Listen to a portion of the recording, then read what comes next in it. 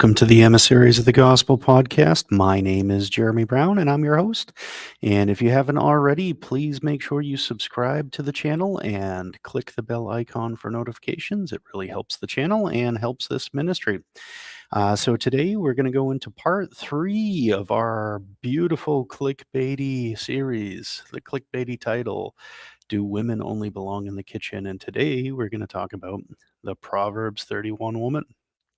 So, um, this is something I bring up because I think a lot of people make Proverbs 31 kind of conflict with some of the passages in the New Testament, such as Ephesians 5 and especially Titus 2, and it shouldn't. It should not conflict. The two harmonize perfectly and beautifully. And also, I think because there are some people out there who might might be a little frustrated that this title has been clickbaity, this actually will be a little bit more, I guess, on point as far as the exact title. So, with that being said, let's get to the scripture.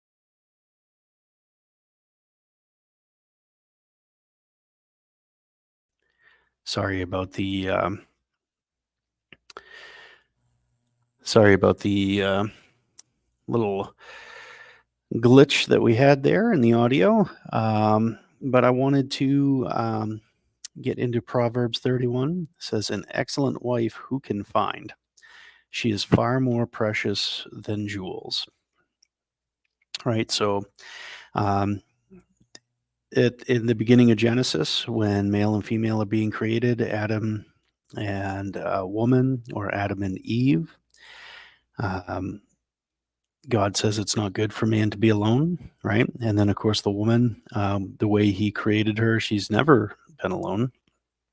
As my pastor very astutely pointed out this past Lord's Day.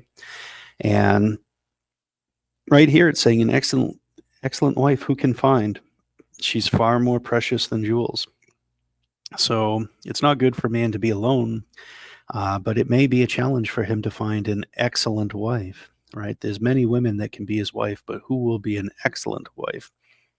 And this is important. The Proverbs has a lot to say um, about women, yes, but about wives in particular, and what kind of wife a man should want to have, and what a man should want to cultivate in his wife, and encourage and see her be built up in. It also has a lot to say about men and husbands and fathers. But again, that's not the point of this video. This video is about the women specifically. So this woman who is far more precious than jewels, what does the scripture say about her? Well, it says, the heart of her husband trusts in her, and he will have no lack of gain. So I think this is pretty important because um, the following verse says she does him good and not harm all the days of her life, right? And I think a lot of people just kind of ignore that, but that's really important. The woman who's a godly woman is seeking to be a blessing to her husband. She's seeking to help him at whatever he puts his hands to, provided that that is not inherently sinful. And she's looking to help him succeed at the work that he puts his hands to. So she's not in competition with him. She's not just simply working parallel to him. She's not the helper of some other man. She's his helper, and she's doing him good and not harm all the days of her life. She causes him to be spoken well of. She causes him to be more respected, right? Not only because of the qualities that others see in her, which obviously will cause him to look better and have more esteem because he is her husband. He's her head, her leader. He was the one that she entrusted to be that and desired to be her husband, right? All of those things. But also, these are qualities that he is obviously encouraging or cultivating, um, or simply that he has recognized, and he's now enabling her to go out and utilize them to the glory of God and for the good of he and their family, right? So um, this is pretty important. How she speaks about her husband, how she speaks to her husband, right? Um, the things that she does to benefit him and to um, see again see him succeed. Those are important things, and that's what causes him to be spoken well of, right? I have seen men whose wives openly disrespect them, they denigrate them, they crack jokes at their husband's expense, and basically just make him seem like a doofus or a chump or whatever. And obviously, that's not going to cause him to be spoken well of. That's not going to cause people to hold him in a higher regard. In fact, that would be considered doing him harm, right? She's doing harm to his reputation. She's making him seem like a loser. She's highlighting or illustrating all of his weaknesses, all of his vulnerabilities, right? Every possible thing that she could magnify that would be wrong with him, that is what she's doing. And so, we obviously don't want wives who would do that. Also, it should be said, the type of woman who would make false accusations against her husband, whether it be a criminal accusation, in an extreme case, or maybe it's just an accusation of sin to the elders or to the ladies in the women's Bible study or whatever, the book club, the knitting group, the homeschooling co-op, um, whatever it is that she is frequenting and has become a integral member of. What she says there about her husband is going to have a ripple effect. It doesn't just stop there. Even if all of those women are not gossips, it doesn't matter, because when she says something negative, right, it is overwhelmingly likely to do harm. There's a very real sense where it has done harm, no matter what. So even if people don't really believe you, you're doing harm. So it's very important that, in most cases, you know, gossip, talking about, all of your problems to people who can't help, or people who are just going to like look to take sides and make judgments. That is not helpful and that is not wise. That's not a woman who is doing her husband good and not harm all the days of her life, right? That's not to say that a good woman might not err here at some point. But they'll want to repent of that, and it certainly won't characterize them.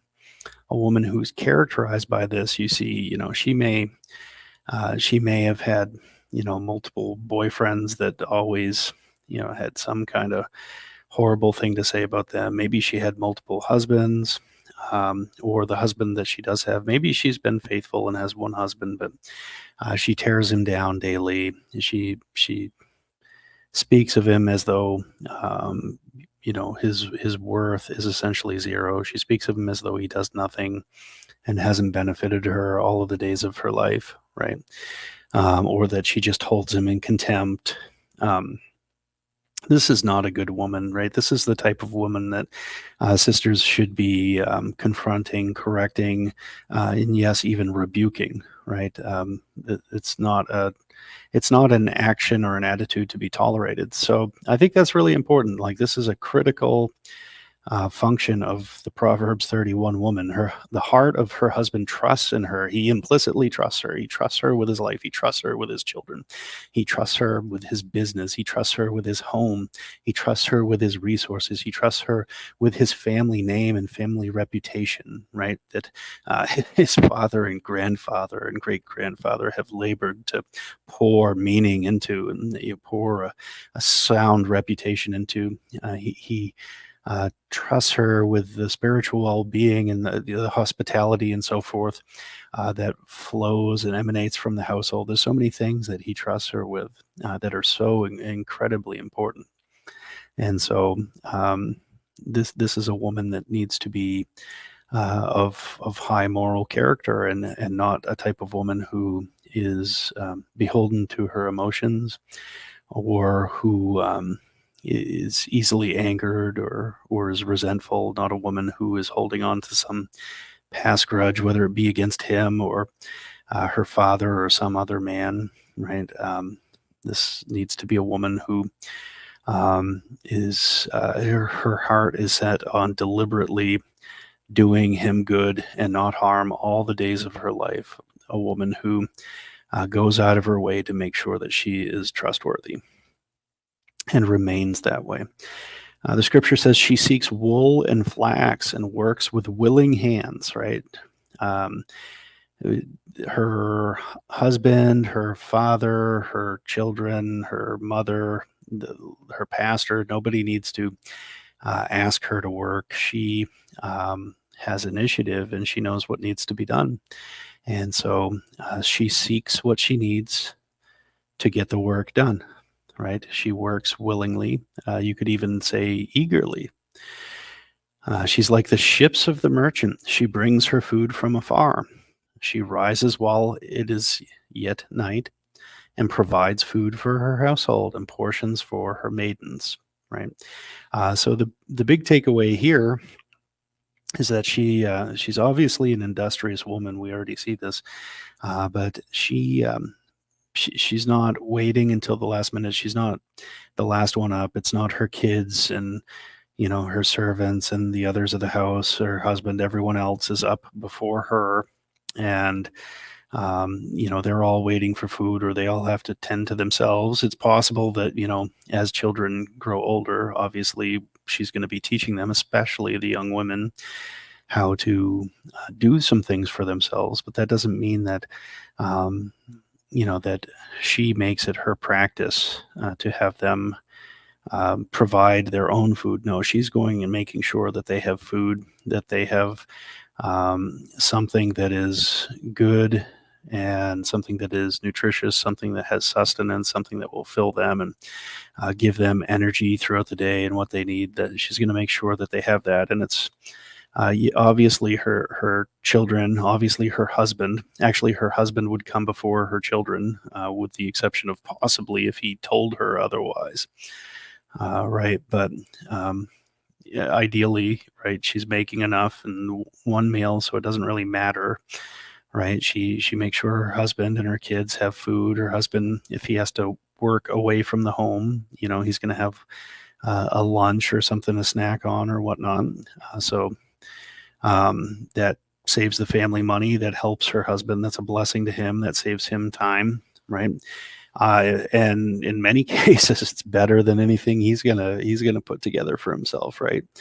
But also, if they have servants, if they have other people living in their home, guests and so forth, she's going to make sure that they have a portion, right? That there's something for them, and she's going to make sure that she whatever she has to do to acquire the food that's necessary, she gets it done. She makes sure that she gets up early enough to have the food on hand, to prepare the food and so forth. So this is an industrious woman. It says she considers a field and buys it. With the fruit of her hands she plants a vineyard.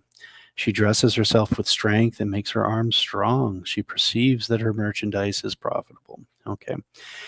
So one of the things that, I typically point out when we get here, this is not a career woman, right? This is not the feminist, especially second wave feminism idea of, a boss babe, a career woman, right? Who is, she's a realtor, or she has her own real estate investing firm or whatever. This is a woman who has been entrusted implicitly with the resources of her husband's home, right? She is running his business. She's utilizing his resources, and he trusts her. The heart of her husband trusts in her because he knows she's going to do him good and not harm. He knows that, if this is the thing that he has authorized and empowered her to do, that she is capable of doing it. She's going to do well, right? She has some wisdom or some type of gifting here, right? Some knowledge. And so this is a woman who is entrusted with expanding her husband's resources, right? Like what he needs for a field for the family, right? For their resources, whether it be the family farm or some other business that he runs, or whether they're somehow real estate investors. And this seems like a wise investment. She is the one that he sent out there. Now, not every woman is going to be considering the field and buying it, right? But this is more talking about a principle, right? It could be that she's considering um, the retail lease space, for the husband's sandwich shop, or his bakery, or whatever. It could be a number of things. It could be that she is considering the livestock that they're going to buy, and purchasing that on his behalf, right?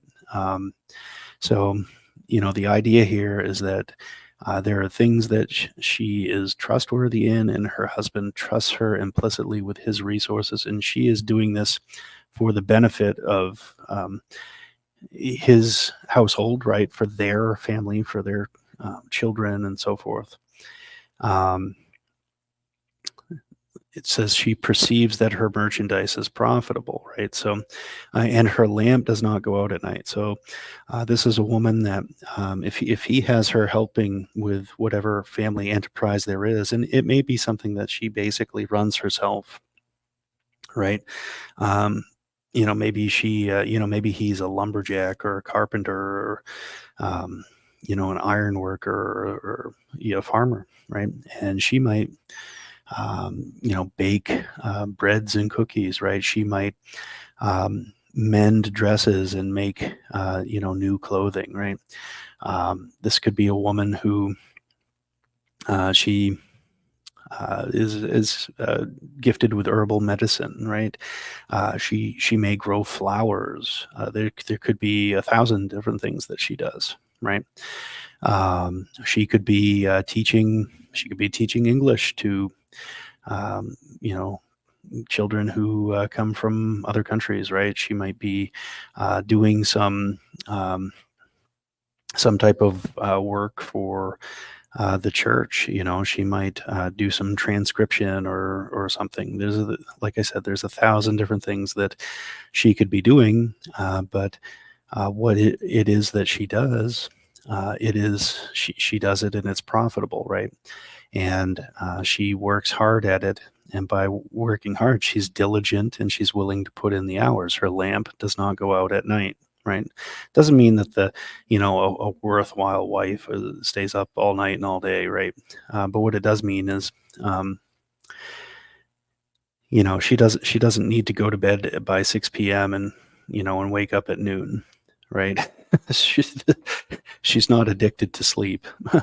And outside of being like seriously ill, that's not going to be her. That's not going to be something that characterizes her. It says she puts her hand to the distaff and her hands hold the spindle. She opens her hand to the poor and reaches out her hands to the needy. She's not afraid of snow for her household, for all her household are clothed in scarlet. Um, if you noticed, I bolded some here. Every single one of these verses has a lot of meaning poured into it, but um, I thought it was important to point out that the type of care she has for her household, it doesn't matter like if she makes the clothing or if she purchases it. Doesn't matter if it's firsthand or good secondhand clothes or whatnot, but her household is well clothed, right? If she notices that her husband's shirt is threadbare, you know, she's either going to fix it in a presentable way, right? Or a functional way. I mean, it could be that he's, by himself out in the woods somewhere doing work, or or down in the basement or something. He doesn't need it to be presentable, right? But it needs to be functional. Maybe it needs to be warm, or just not loose and having threads everywhere, right? Or it could be that he needs to look professional, right? He does need to look presentable, and it doesn't matter, just like if her children are homeschooled or go to a Christian school. I think it's ideal that they're homeschooled, but um, either way, they're clothed well, right? Being clothed in scarlet means you're clothed well, that your clothing isn't cheap, it isn't poor, it isn't shoddy. It's these aren't kids running around like paupers, right? These children look good, they look presentable, right? It's a reflection of the household, and so they're well cared for. Just like she is a reflection of the household, and so God willing, her husband would care well for her. I think, this, as you read through this, it shows that she's well cared for and that she seeks to reciprocate that, right? Um, and her husband obviously, therefore, would be well cared for. That's part of her doing him good and not harm all the days of her life. That's causing his heart to trust in her, causes him to be spoken well of. We'll see, that's very important. But also, she's very charitable, right? She's a giving woman. And if there's those who are poor and needy, she has an open hand, not a closed hand, right? Um, if they're, whether it be a friend in need, so to speak, or whether it be a sojourner, or someone who's poor in the congregation or in the family.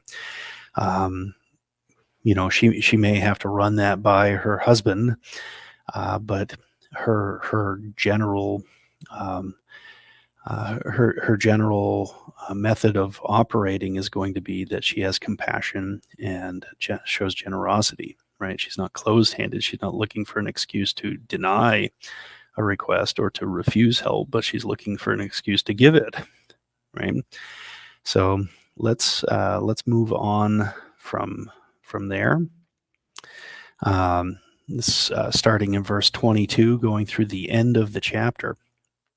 So this woman says she makes bed coverings for herself. Her clothing is fine linen and purple. So again, she's well clothed, right? We just said her household is well clothed. We see right here she is too, right?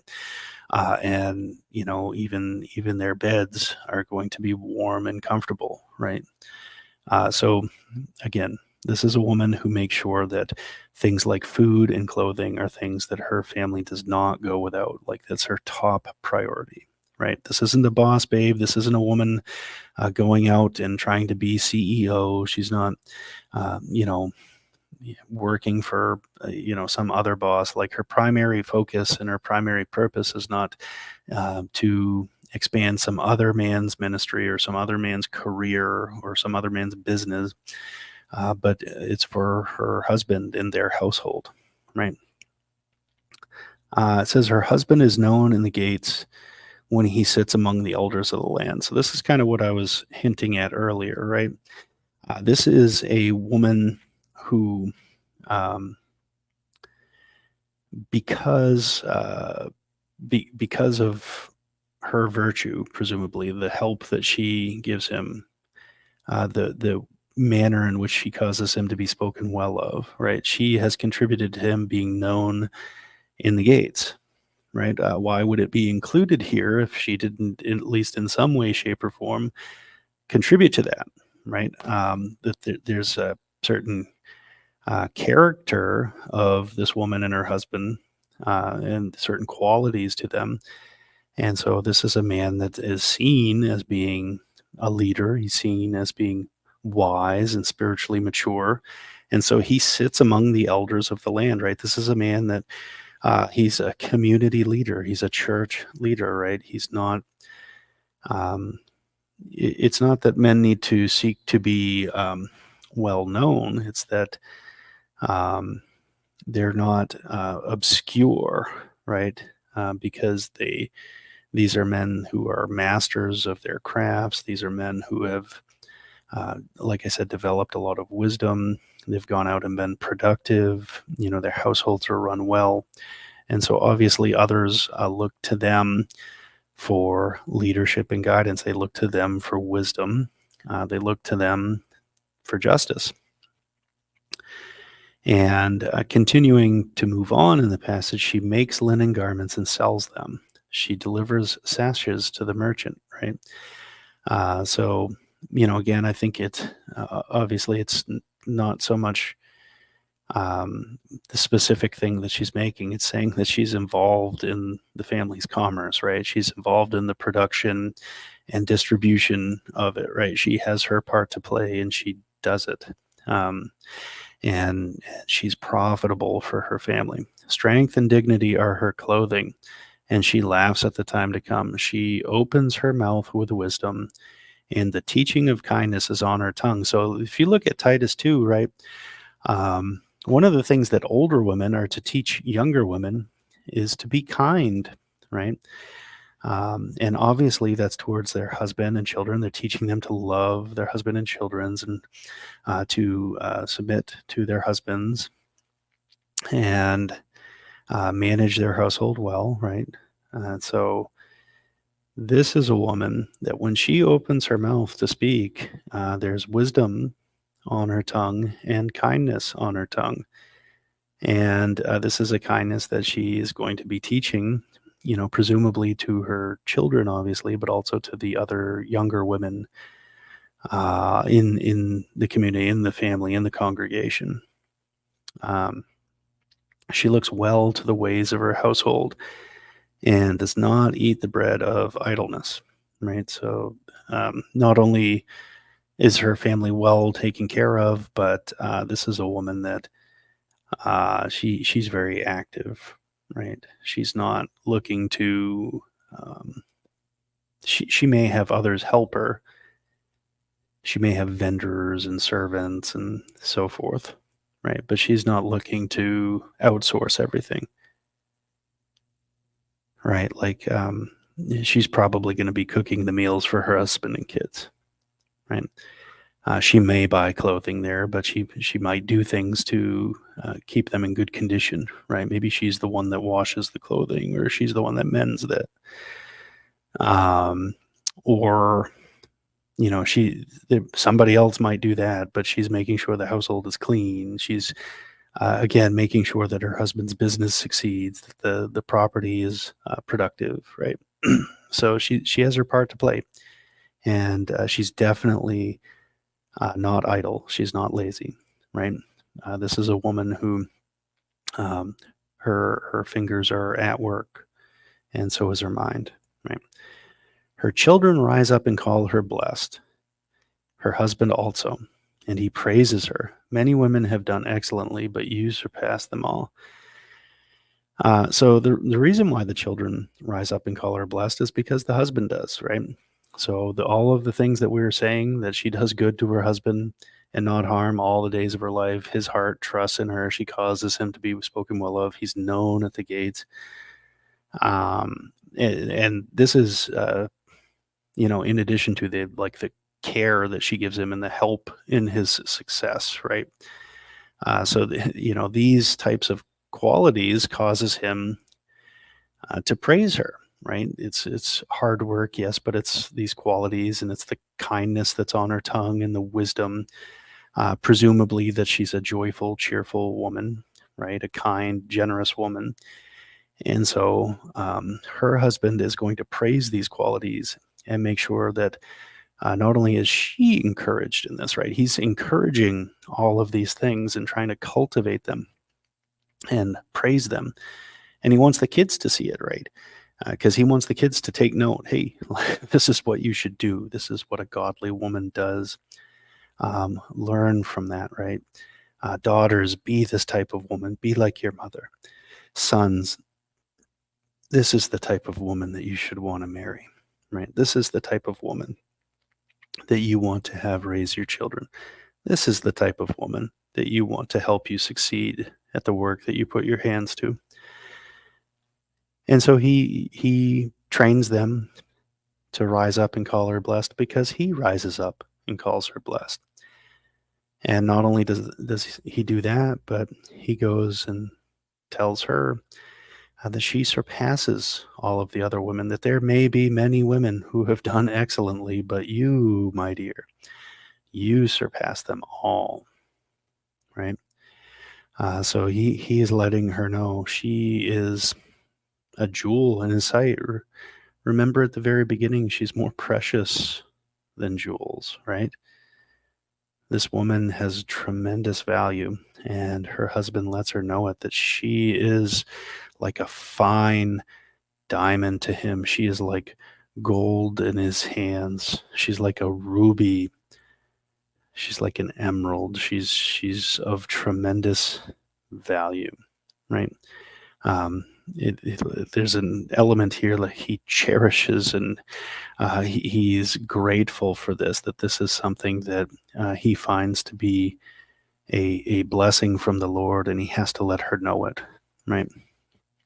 So then the passage ends with saying, "Charm is deceitful, and beauty is vain, but a woman who fears the Lord is to be praised." And then it also says, "Give her the fruit of her hands, and let her works praise her in the gates." Right. So, obviously, this is saying, "Hey, let her get the credit and reward that is due for the work that she does." Right. So, um, if she's working hard, making sure your business is successful, and your kids are fed, and you're fed, and she helps you do the homeschooling for the kids, and she makes sure that medically they're all okay, and so on and so forth, right? Um, but buy her the new dress that she wants, or take her out, right? Buy her a gift, treat her well, give her the things that she needs, give her the desires of her heart, so much as you are able to do so, right? Um, and then I did want to back up here, though, and look at where it says, "Charm is deceitful and beauty is vain, but a woman who fears the Lord is to be praised." Now, is this saying that beauty is meaningless? Is this saying that beauty is nothing? That men shouldn't care about beauty? No, it's not saying any of those things. It's just saying that that's not the main thing, right? That will fade away. Eventually, that will go away, right? It might go away quickly. It might take a while, but eventually, she's not going to look like she did, when she was 20 years old. She's not going to look like she did when she was 30 years old, right? There's going to come a day when she's going to look different. Her beauty will pass. And charm, I mean, a woman can be very charming. She can seem sweet and say all these flowery things, whether she's a righteous woman or not, right? But if she's unrighteous, right, she can say all the flattering, smooth words. Her lips can drip with honey. She can be like the adulterous woman who's like a trap, like a snare to these men, right? Because charm is deceitful, right? Anybody can say flattering words. And beauty, that may be wonderful, but it passes away. But if you know you have a woman who fears the Lord, right, that is forever. That's eternal, right? And she's to be praised because the fact that she fears the Lord is going to push her to produce those kind of other qualities that are mentioned throughout the rest of the passage, right? She's going to desire to do those things. That's going to be what she endeavors for, because she wants to look like that. So instead of seeing someone who wants to be a boss babe, right? This is going to be a woman who wants to see her husband succeed at every single thing he puts his hands to. She wants to make, whether it's his business, his ministry, just getting dressed in the morning, right? Anything. She wants to make that somehow easier for him, somehow better, more effective, more efficient, more productive. That's her whole goal. And then he brings to her the things that he produces, and she glorifies them and beautifies them, right? That's how we were made to image God, right? A man can build a house for his wife, but she's going to put all the things in it that make it feel comfortable and like a home, right? He's going to be the one that provides the sperm, and when she receives that, she comes back with a baby, right? That's just kind of how it works. What he gives her, she beautifies and glorifies. And so, um, hopefully, this here shows that, are we saying that women only belong in the kitchen? Obviously not, right? To answer the clickbaity title, no, no, they don't. But certainly they're domestically minded. Certainly, their hearts and their minds are focused on home. They're focused on, again, helping their husband succeed at whatever work he puts his hands to, making his life in some way, shape, or form easier and better and more productive. And then she is going to tend to their children. She's going to be domestically minded. So hopefully this was a blessing to you. And if you have any questions or thoughts or any pushback that you want to give, we welcome all of that. I love every single time that you folks comment on this when you share this. And so look forward to seeing what you have to say in the comments section. You can also reach out to us on Facebook, Emissaries of the Gospel. If this was a blessing to you, make sure you smash that like button. If you hated it, you just go ahead and click that thumbs down button twice, right? And until next time, may the Lord bless you and you have a wonderful day.